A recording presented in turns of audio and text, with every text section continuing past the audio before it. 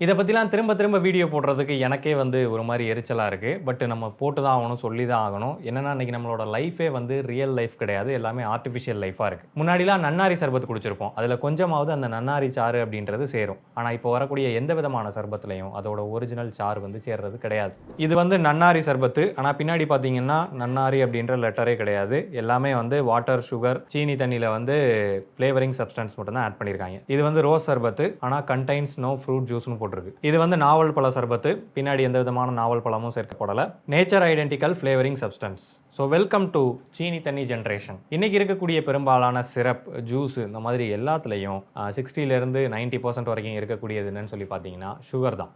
அதுக்காக இதெல்லாம் குடிக்கக்கூடாதுன்னு அப்படின்னு நான் சொல்ல முடியாது. இது எல்லாமே உணவுப் பொருட்கள் தான். எஃப்எஸ்எஸ்ஐ லைசன்ஸோட நமக்கு கிடைக்குது. ஆனால் நம்ம அடிப்படையாக ஒரு விஷயம் நம்புகிறோம் இல்லையா? நன்னாரி சர்பத்னா அதில் நன்னாரி கலந்துருக்கும் அப்படின்னு ஒரு நம்பிக்கை இருக்கு இல்லையா? அது எல்லாமே பொய். பட் இதெல்லாம் நம்மளோட லைஃப்ல இருந்து தவிர்க்க முடியாது. இருந்துட்டு தான் இருக்க போது. நம்மளும் அதை தெரிஞ்சோ தெரியாமலோ குடிச்சிட்டு தான் இருக்க போகிறோம். பட் நீங்கள் குடிக்கும்போது அதை ஒரு லிமிட்டட் அமௌண்ட்டாக வச்சுக்கோங்க. அடிக்கடி இந்த மாதிரி ஜூஸ் வகைகளை குடிக்கும்போது அதனால் மற்ற பிரச்சனைகள் ஏற்படுறதுக்கு வாய்ப்பு இருக்குது. நீ ஒன்னும் ஃபீல் பண்ணாதப்பா.